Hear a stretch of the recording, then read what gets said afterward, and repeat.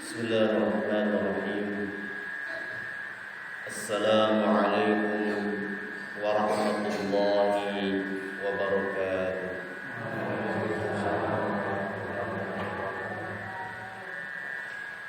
Innal hamdalillah nahmaduhu wa nasta'inuhu wa nastaghfiruh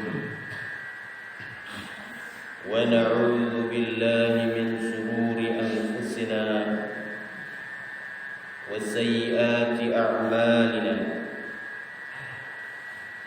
Man yahdihillahu fala mudilla lahu wa man yudlil fala hadiya lahu. Ashhadu an la ilaha illallah wahdahu la syarika lahu wa ashhadu anna Muhammadan abduhu wa rasuluh la nabiyya wa la rasula ba'da. Allahumma salli wa sallim ala nabiyyina Muhammadin wa ala alihi wa sahbihi wa man tabi'ahum bi ihsanin ila yaumiddin. Ya ayyuhalladzina amanu taqullaha haqqa tuqatih wa la tamutunna illa wa antum muslimun. Ma'asyiral muslimin wal muslimat yang semoga senantiasa dirahmati Allah Subhanahu wa ta'ala. Marilah kita bersama bersyukur kepada Allah Subhanahu wa ta'ala atas segala limpahan nikmat, taufik, hidayah serta inayahnya kepada kita sekalian. Sehingga pada kesempatan yang mulia ini Allah Subhanahu wa ta'ala masih mempertemukan kita dalam sebuah majelis yang mudah-mudahan senantiasa diberkahi dan dirahmati Allah Subhanahu wa ta'ala. Amin ya rabbal alamin. Salawat serta salam senantiasa tercurahkan kepada baginda Nabiullah Muhammad sallallahu alaihi wasallam, kepada keluarga, sahabat dan pengikutnya yang setia hatta yaumil akhir. Ma'asyiral muslimin wal muslimat yang berbahagia, pada pertemuan yang terakhir kita sudah membahas sebuah hadis yang berisi tentang etika di dalam bermajelis, yakni hadis Rasulullah sallallahu alaihi wasallam dari sahabat yang mulia Ibnu Umar radhiyallahu anhu. Hadis tersebut berbunyi, la yuqimu rajulu rajula min majlisihi thumma yajlisu fihi. Apabila engkau hendak menghadiri majelis, atau apabila ada orang yang datang terlambat ketika menghadiri majelis, janganlah orang tersebut menyuruh orang lain untuk berdiri kemudian menduduki tempat majelis yang ditinggalkan. Akan tetapi tafassahu wa tawassa'u, dan bagi orang yang telah terlebih dahulu datang dalam sebuah majelis, maka hendaknya mereka melapangkan, meluaskan majelis tersebut, yakni dengan geser atau memberikan tempat kepada orang yang datang terlambat. Ma'asyiral muslimin wal muslimat rahimani wa rahimakumullah, telah kita sampaikan pada kesempatan yang lalu bahwasanya di dalam hadis ini kita kembali diajarkan oleh agama Islam yang mulia tentang adab atau etika di dalam bermajlis. Kita telah sampaikan bahwasanya agama Islam yang mulia ini mengatur berbagai etika, sampai etika bermajlis, sampai etika berkumpul, sampai etika duduk-duduk pun diatur oleh agama kita Islam yang mulia. Ma'asyiral muslimin wal muslimat rahimani wa rahimakumullah. Telah kita bahas pada kesempatan yang lalu juga bahwa di dalam hadis ini dibagi menjadi dua potongan hadis. Potongan yang pertama yakni adab atau etika bagi orang yang terlambat. La yuqimu rajula fi min majlisi thumma yajlisu fi. Bagi orang yang datang terlambat atau datang terakhir, maka seyogianya orang tersebut mencari tempat yang tersedia, mencari tempat yang longgar. Dan hendaknya orang yang datang terlambat atau terakhir di dalam majelis, maka dia harus menerima ketika mendapatkan tempat atau ruang yang memang tinggal itu yang tersisa. Dan hendaknya orang yang terlambat ketika menghadiri majelis tidak diperkenankan untuk menyuruh orang yang sudah terlebih datang terlebih dahulu di dalam majelis untuk geser, untuk pergi. Itu potongan yang pertama yang pada kesempatan terakhir sudah kita selesaikan. Ini adab bagi orang yang terlambat menghadiri majelis. Kemudian potongan yang kedua yakni walakin tafassahu wa tawassa'u adalah berbicara adab atau etika bagi orang yang lawannya dari terlambat, maka orang yang terlebih dulu datang dalam majelis. Lalu bagaimana sikap orang yang sudah datang lebih awal di dalam majelis tersebut? Maka Rasulullah SAW di dalam hadis ini menyampaikan walakin tafassahu wa tawassau.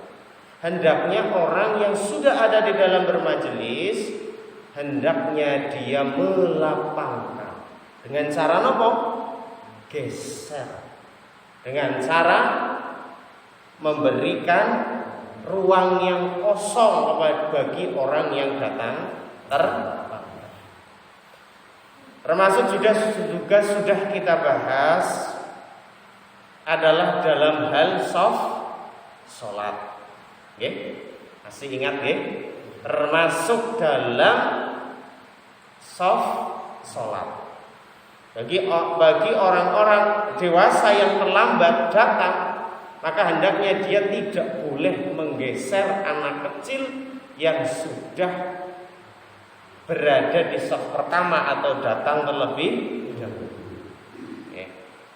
Itu.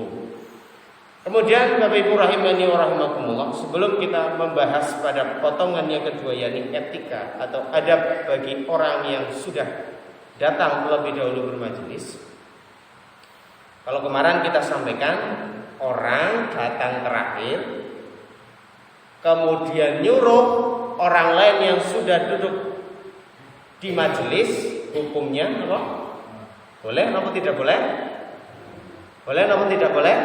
Tidak boleh, sekalipun itu anak kecil. Sekarang kasusnya begini Bapak Ibu rahimani rahimakumullah. Semisal panjenengan sudah datang ke masjid terlebih dahulu, menempati shaf pertama.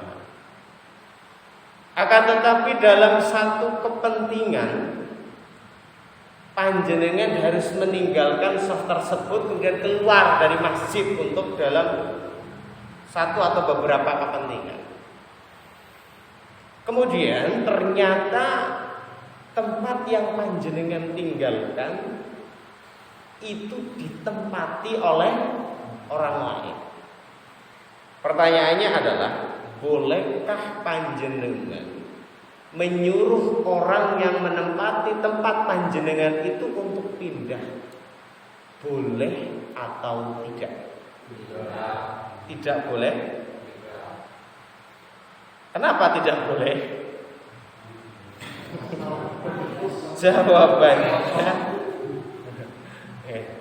Jawabannya adalah sesuai dengan hadis Nabi Shallallahu Alaihi Wasallam, bahwa Nabi Shallallahu Alaihi Wasallam di dalam sebuah hadisnya bersabda, dan hadis ini adalah hadis sahih di dalam riwayat Muslim. Kata Nabi Shallallahu Alaihi Wasallam, man qama min majlisihi thumma raja'a ilaihi, barang siapa yang berdiri kemudian meninggalkan majlis yang sudah ditempatinya untuk satu atau beberapa kepentingan, maka kata Nabi Shallallahu Alaihi Wasallam, kemudian dia ingin kembali lagi ke majelis yang ditinggalkan, kata Nabi Shallallahu Alaihi Wasallam, fahuwa haqqu alaihi, maka baginya lebih berhak atas majelis yang ditinggalkan. Maka jawabannya adalah boleh. Fahuwal haqqu alaihi, karena panjenengan memang sudah menempati majelis tersebut. Panjenengan sudah menempati shaf pertama tersebut karena ada satu atau dua kepentingan, panjenengan keluar meninggalkan majelis tersebut atau meninggalkan shaf tersebut. Misal panjenengan meninggalkan kopiah di situ, atau mungkin meninggalkan sajadah di situ.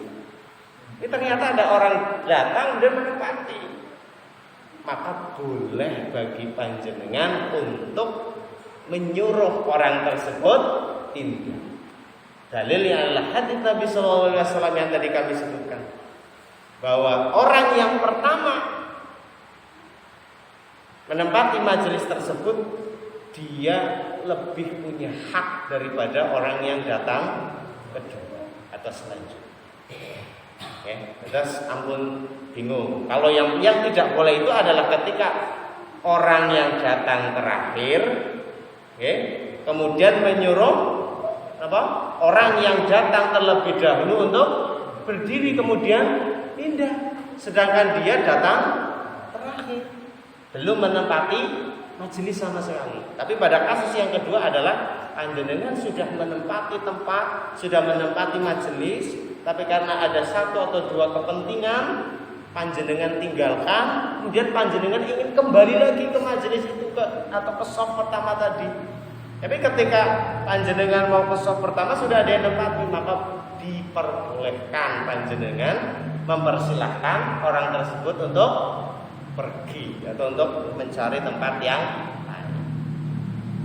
Paham nggih? Atau sedikit bedanya kasus yang pertama dengan kasus yang kedua. Membiarkan tidak apa? Membiarkan ya ada. Membiarkan. Tapi di dalam hadis Nabi SAW diperbolehkan. Ma'asyiral muslimin wal muslimat rahimani wa rahimakumullah. Ternyata adab atau etika melapangkan orang lain di dalam majelis itu tidak hanya disebutkan di dalam hadis yang sedang kita bahas. Bahkan ternyata di dalam Al-Quran Allah Subhanahu wa ta'ala juga membahas orang-orang yang melapangkan orang lain di dalam bermajlis, yakni di dalam Al-Quran surat Al-Mujadilah ayat 11, Bapak Ibu rahimani rahimakumullah, kalau kita bicara surat Al-Mujadilah ayat 11, dulu juga kita pernah membahas 2 ayat sebelumnya. Berarti ayat 9 dan 10 dalam majelis kita. Pertanyaannya adalah dalam majelis apa? Dalam pembahasan apa kita membahas ayat 9 dan 10? Kita sudah pernah membahas. Panjenengan kemutan apa mboten? dalam pembahasan apa kita membahas ayat 9 dan 10? Kayaknya urung suwe niku. Dalam membahas larangan berbisik-bisik yang jelek. Larangan berbisik-bisik yang jelek dijelaskan oleh Allah Subhanahu wa taala di dalam Al-Qur'an. Quran surat Al-Mujadilah juga ayat 9 dan 10. Ya ayyuhalladzina amanu idza tanajaitum fala tatanajaw bil ismi wal udwan wa ma'siyatir rasul. Wahai orang-orang yang beriman, apabila engkau melakukan bisik-bisik, maka janganlah engkau melakukan bisik-bisik yang mengandung apa? Dosa. Lajang maksiat kepada Rasul. Wa tanajau bil birri wat taqwa, dan berbisik-bisiklah dalam hal kebaikan dan ketakwaan.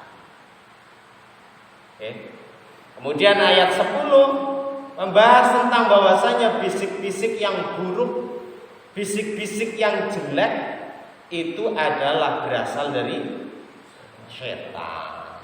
Innaman najwa minas syaitan liyahzunal ladzina amanu wa laysa bidarrihim syai'an illa biidznillah. Sesungguhnya bisik-bisik yang buruk itu berasal dari setan. Untuk apa? Untuk membuat sedih orang-orang beriman. Akan tetapi kecuali dengan izin Allah Subhanahu wa ta'ala. Dan hanya kepada Allah lah kita bertawakal. Itu ayat 9 dan 10. Yakni larangan untuk berbisik-bisik yang buruk. Sedangkan ayat yang 11 adalah berbicara tentang etika bermajlis. Kata Allah Subhanahu wa ta'ala, ya ayyuhalladzina amanu idza qila lakum tafassahu fil majalisi fafsahu yafsahillahu lakum. Hai orang-orang yang beriman, apabila dikatakan kepada kalian berlapanglah di dalam bermajlis, maka lapangkanlah di dalam bermajlis. Tadas ma'asyiral muslimin wal muslimat rahimani wa rahimakumullah. Di dalam ayat 9 dan 10 Allah mewanti-wanti kepada kaula panjenengan untuk menghindari bisik-bisik yang buruk. Karena bisik-bisik yang buruk itu akan menimbulkan permusuhan, menimbulkan fitnah, menimbulkan kesedihan bagi orang lain. Sehingga hal-hal tersebut merenggangkan ukhuwah Islamiyah, merenggangkan tali persaudaraan. Setelah Allah melarang kita, kemudian di dalam ayat 11 ini Allah memerintahkan kepada kita untuk meningkatkan tali ukhuwah Islamiyah, yakni dengan apa? Dengan melapangkan di dalam bermajlis. Inilah yang dikatakan oleh Al-Alamah Ar-Razi rahimahullah. Jadi Allah mengajarkan kepada kita sekalian di dalam ayat 11 ini adalah bagaimana atau cara, salah satu cara untuk meningkatkan ukhuwah Islamiyah antara muslim yang satu dengan muslim yang salah satunya adalah dengan cara berlapang di dalam bermajelis atau melonggarkan ketika bermajelis, mempersilahkan kepada orang lain menempati tempat yang ada di dalam bermajelis. Majelis nopo? Semua majelis. Dalam hal ini adalah majelis-majelis kebaikan. Baik itu majelis ta'lim, majelis zikir atau majelis-majelis yang lain. Ma'asyiral muslimin rahimani wa rahimakumullah jami'an. Maka melapangkan di dalam bermajelis dimulai dari ketika kita akan melaksanakan sholat berjamaah. Apa bentuknya? Apa bentuk kita berlapang di dalam bermajelis ketika kita akan sholat? Yakni ketika kita sekalian mengatur shaf. Maka Rasulullah SAW bersabda, "Sawwu sufufakum, fa inna taswiyatas sufu min tamamis shalah." Sawwu sufufakum, luruskanlah shaf-shaf kalian. Rapatkanlah shaf-shaf kalian. Jadi latihan sederhana kita melapangkan tempat kepada orang lain adalah dimulai ketika kita menata shaf. Oke, ketika kita menata shaf. Kalau kita bicara dalam kondisi normal, bukan kondisi sekarang yang memang masih harus physical distancing, jaga jarak, karena masih dalam masa pandemi. Kalau kita bicara normal, ketika kita menata shaf, ketika ada space atau ruang yang masih bisa ditempati oleh satu orang, maka kita mempersilahkan orang tersebut untuk mengisinya. Ini adalah salah satu contoh untuk melatih kita di dalam hal melapangkan di dalam bermajelis. Bahkan Nabi SAW bersabda, "Khiyarukum," orang yang paling baik di antara kalian, "Alyanukum manakiba fis shalah." Orang yang paling baik di antara kalian adalah orang yang paling lembut pundaknya ketika sholat. Bapak Ibu rahimani wa rahimakumullah, maksudnya apa? Orang yang lembut pundaknya. Ada dua penafsiran. Yang pertama adalah kita disuruh untuk meluruskan, ketika menata shaf. Jadi tandanya lurus shaf kita adalah salah satunya pundak kita dengan pundak sebelah kita nih kok lurus. Salah satunya. Salah satu dari tanda lurusnya shaf. Atau yang kedua, yang dimaksud oleh Nabi, orang yang lembut pundaknya adalah orang yang ketika ada celah, ada ruang di samping kita yang memungkinkan orang lain untuk menempati, kita berikan kepada orang lain. Maka Bapak Ibu rahimani wa rahimakumullah, ada salah satu hal yang mungkin harus mulai kita tinggalkan, yang kadang kita tidak sadari bagi sebagian kaum muslimin. yakni semisal kita ketika akan melaksanakan sholat jamaah, kemudian kita membawa sajadah yang lebar, yang mungkin memungkinkan untuk 2 orang, tapi terkadang bagi sebagian kaum muslimin malah justru menggunakannya untuk 1 orang, sehingga apa? Alhasil softnya tidak rapat dan tidak lurus. Akibatnya apa? Kata Nabi Shallallahu Alaihi Wasallam, ketika soft sholat itu renggang tidak rapat, maka setan itu bladas ludus, yang akhirnya sholat kita pemikirannya kemana-mana.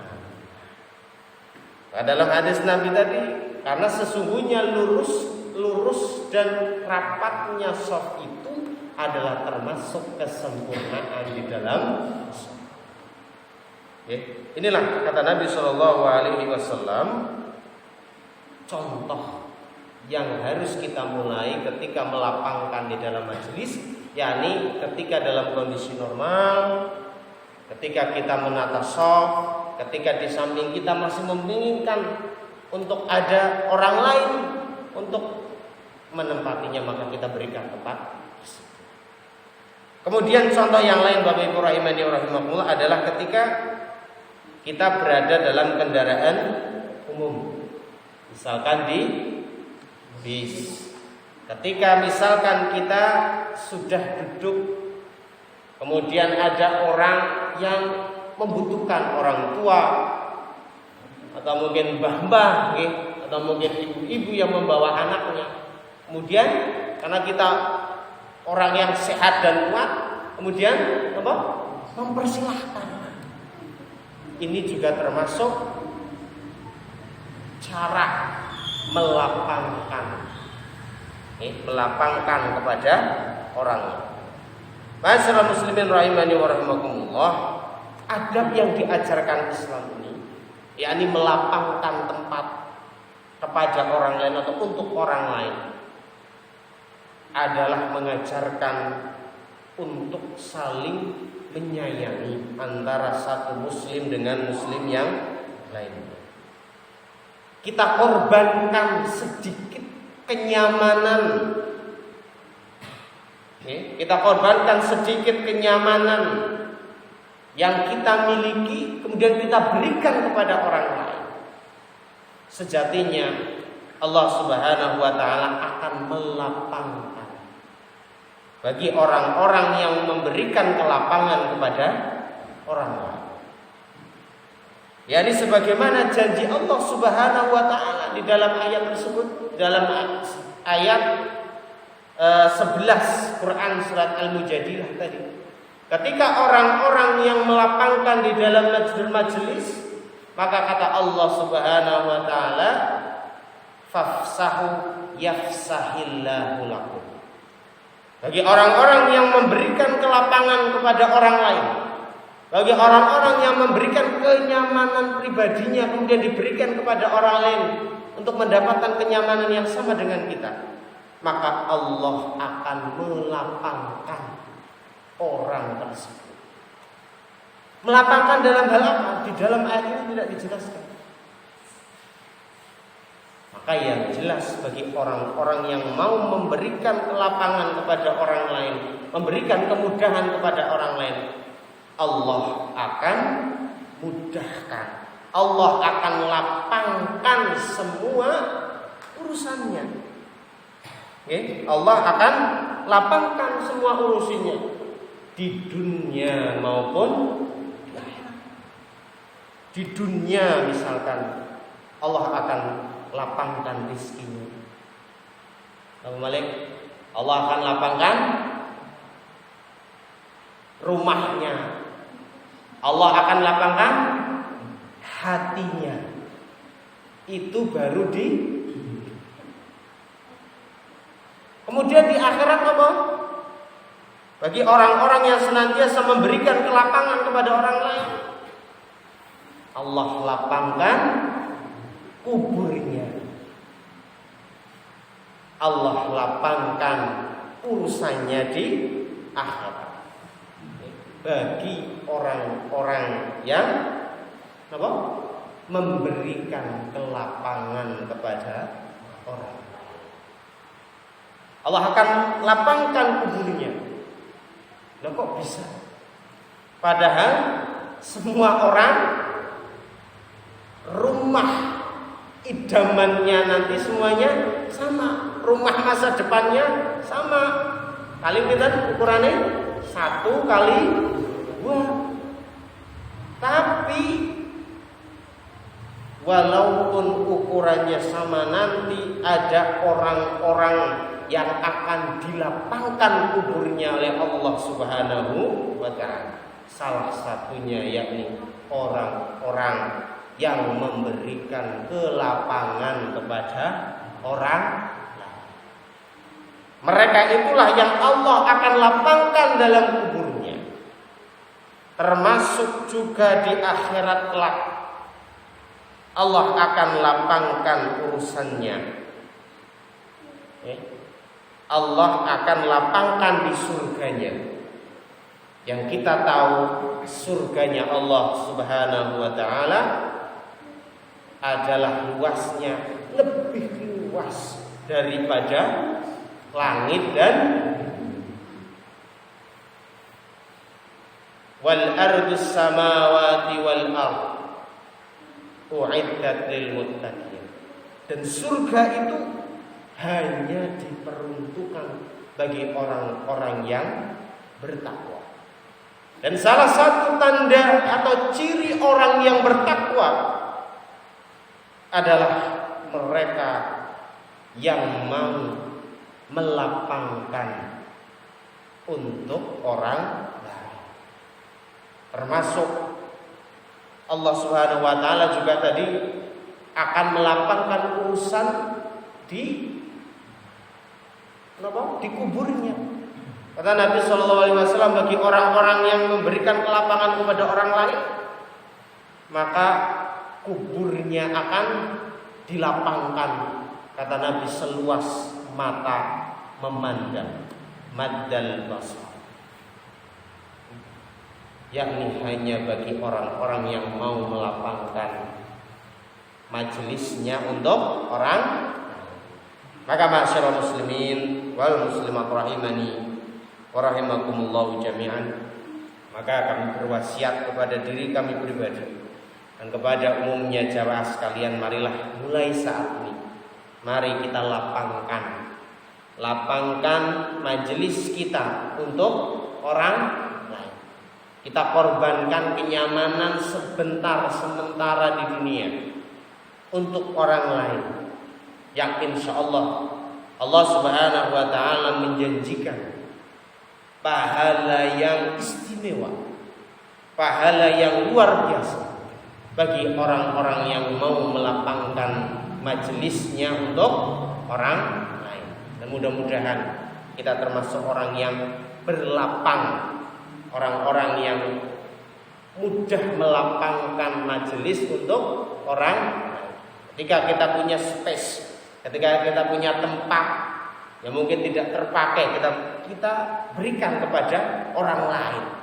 Termasuk yang dicontohkan tadi adalah ketika tempat di dalam, ketika menata soft, ketika ada yang kosong, persilahkan orang lain untuk menempati. Itu adalah salah satu bentuk dari orang-orang yang melapangkan majelisnya untuk orang. Maka dengan demikian mudah-mudahan kita mampu mengaplikasikannya di dalam kehidupan kita sehari-hari. Tentunya adalah tidak lain dan tidak bukan adalah untuk menggapai ridha Allah Subhanahu wa ta'ala. Yang terakhir, ma'asyiral muslimin wal muslimat rahimani wa rahimakumullah, pertanyaan, apakah kita boleh melapangkan majelis untuk orang non-muslim? Boleh atau tidak? Boleh atau tidak? Boleh. Kita boleh melapangkan majelis untuk orang non-muslim. Kenapa Bapak Ibu rahimani rahimakumullah? Yang paling penting adalah kita kepingin mengajarkan kepada orang-orang non-muslim bahwa Islam itu indah, Islam itu mulia. Sampai-sampai walaupun beda keyakinannya, Islam masih mau memberikan atau melapangkan majelisnya untuk orang non-muslim. Maka jawabannya adalah. Kemudian pertanyaan yang kedua adalah bagaimana melatih diri kita untuk mampu melapangkan kepada orang lain. Kita latih, kita berusaha untuk melapangkan bermajelis kepada orang lain adalah ketika kita sholat jamaah. Tentunya ketika kondisi-kondisi yang normal, bukan kondisi yang saat ini masih terjadi pandemi. yakni dengan memberikan kesempatan atau tempat yang longgar kepada orang lain untuk menempati shaf yang masih kosong. Itu adalah cara melatih kita untuk melapangkan majelis untuk orang. Dengan demikian selesailah sudah pembahasan kita pada hadis yang pinten nggih? Hadis kepinten iki? Hadis yang kelima tentang etika bermajelis. Maka sebelum kita akhiri, berapa menit lagi nggih? 10 menit lagi, maka kita ulang kembali dari awal. Kita untuk murojaah dari awal. Yang pertama, hadis ini diriwayatkan oleh sahabat yang mulia, sinten? Abdullah ibnu Umar. Sahabat yang mulia Abdullah bin Umar. Beliau adalah anak khalifah yang kedua, yakni Umar bin Khattab. Keistimewaan sahabat yang mulia ini adalah satu, masih muda. Yang kedua, banyak meriwayatkan hadis. Kalau di ranking, beliau adalah ranking benar, ranking 2 setelah sahabat Abu Hurairah. Beliau juga adalah ahli fatwa. Ilmunya sangat luas. Sahabat Abdullah bin Umar ini dikenal sebagai sahabat yang tekun di dalam beribadah, khususnya ibadah salat malam. Maka beliau dijuluki oleh Nabi SAW sebagai orang yang paling mulia. Orang yang paling mulia adalah Abdullah bin Umar ketika beliau melaksanakan salat malam. Beliau juga termasuk orang yang dermawan. Masih ingat infaknya beliau sekali infak dan 1,5 miliar. Sedangkan hartanya tidak lebih dari berapa? 5 juta. Tapi infaknya sekali infak beliau 1,5 miliar. Dalam hadis ini dibagi menjadi dua pembahasan, yakni pembahasan bagi orang yang terlambat menghadiri majelis. Bagi orang yang terlambat menghadiri majelis, maka hendaknya dia mencari tempat yang kosong. Hendaknya dia menempati tempat yang memang tersisa dan tidak boleh menggeser atau menyuruh orang yang sudah datang untuk pergi. Kemudian hadis ini membahas juga tentang termasuk kita dilarang untuk menyuruh anak-anak kecil ketika sudah menempati shaf pertama untuk geser atau untuk pergi. Itu. Kemudian dalam kasus yang lain, ketika kita sudah berada di dalam majelis, kemudian kita pergi untuk satu atau dua kepentingan, kemudian kita ingin kembali ke tempat tersebut, sedangkan tempat tersebut sudah ditempati oleh orang lain, maka kita diperbolehkan untuk menyuruh orang tersebut untuk pindah.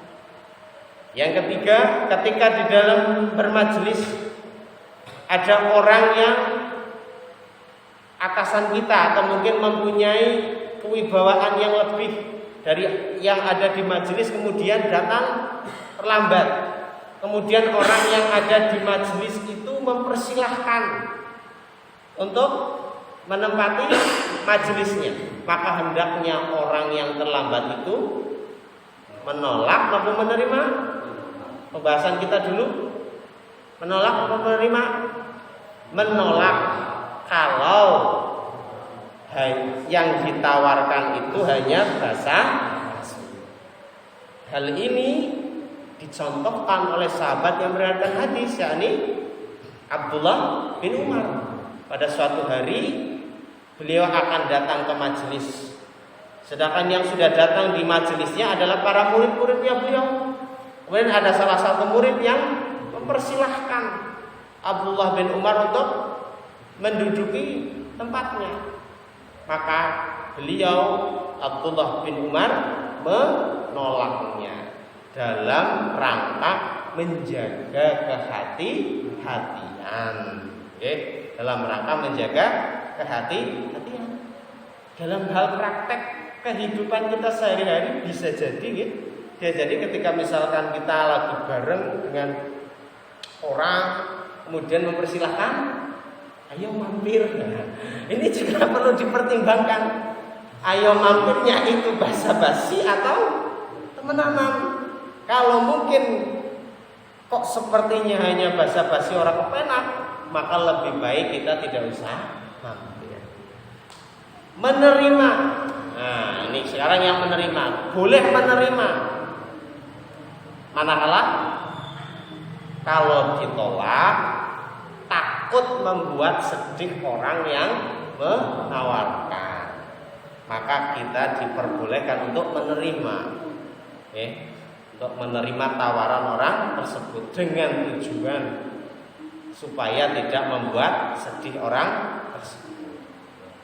Dan yang terakhir yang sudah kami sampaikan, janji Allah Subhanahu wa taala bagi orang-orang yang senantiasa melapangkan majelis untuk orang lain, maka janji Allah Subhanahu wa taala akan dilapangkan dalam segala hal, baik urusannya di dunia maupun di akhirat. Dilapangkan rezekinya, dilapangkan rumahnya, dilapangkan usahanya, dilapangkan hatinya. Itu yang di dunia. Dan di akhirat dilapangkan kuburnya. Kata Nabi, orang-orang yang melapangkan majelisnya untuk orang lain, Allah akan melapangkan kuburnya. Sampai kata Nabi SAW, seperti selapang mata memandang, begitu luas. Di surga juga demikian. Allah akan melapangkan di surganya Allah Subhanahu wa taala, yang kita tahu surganya Allah Subhanahu wa taala adalah seluas langit dan bumi.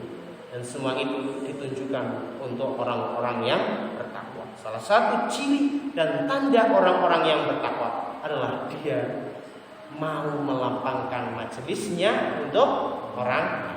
Sekali lagi, mudah-mudahan mulai saat ini kita mampu melapangkan majelis kita untuk orang lain, karena mengingat keistimewaan yang luar biasa dari orang-orang yang melapangkan majelisnya untuk orang lain. Sekian yang bisa kami sampaikan, mudah-mudahan bisa bermanfaat dan dipahami. Kurang lebihnya mohon maaf yang sebesar-besarnya. Yang benar hanya dari Allah Subhanahu wa taala, yang kurang dari kami pribadi. Marilah kita akhiri majelis kita pada malam hari ini dengan doa kafaratul majelis. Subhanallahumma wa bihamdika asyhadu an la ilaha illa anta astaghfiruka wa atubu ilaik. Terima kasih. Wal 'afu minkum. Wabillahi taufiq wal hidayah wa ridha wal inayah. Wassalamualaikum warahmatullahi wabarakatuh.